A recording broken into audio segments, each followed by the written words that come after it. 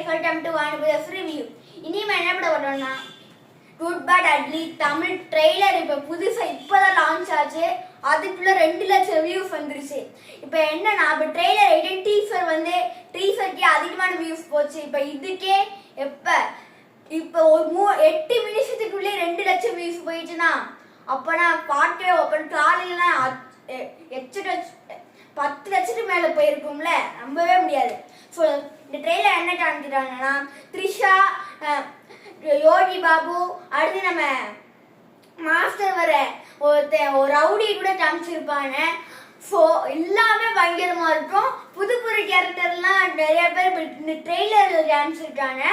So ஆனால் இதில் என்ன என்ற டவுட்னா இப்போ பாட்டில் 2 பாட்டு ஓஜி சம்பவம், அடுத்து ஜிபியு மாமேன்னு ஒரு பாட்டு இருந்துச்சு, ஐ மீன் டாட் பிளஸ் யூன்னு பாட்டு வந்துச்சு, டீசர் வந்துச்சா. 3லையுமே த்ரிஷாவை காமிக்கவே மாட்டாங்க.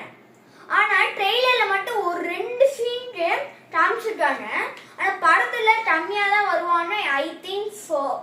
ஆனால் இப்போ ஒரு டைலாக் சொல்லுவார்.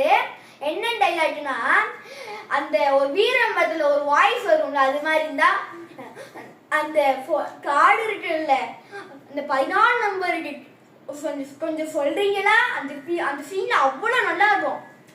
வாய்ஸ் கேட்கவே அந்த வீரம் படத்துல வர மாதிரியே வச்சிருப்பாங்க. இந்த ஜிபியு மாமே அந்த பாட்டுல பில்லான அவன் பழைய அஜித்தோட பழைய மூவிஸ்லாம் கொஞ்சம் சேர்த்து கொஞ்சம் கலந்து வச்சிருப்பாங்க எல்லா பாட்டுலேயும் தான். ஆனால் அந்த ஓஜி சம்பவம் பார்த்தா நிறைய அஜித்லாம் காமிச்சிருப்பாங்க. அந்த அஜித்லாம் இந்த படத்தில் காமிக்கான்னு நிறையா நம்பிக்கை நிறைய பேர் நம்புறாங்க. மீண்டும் அடுத்த வீடியோ சந்திக்கிறேன். என்னோட சேனலை லைக் பண்ணி ஷேர் பண்ணி நம்ம கமெண்ட் பண்ணுறேன். நன்றி, வணக்கம்.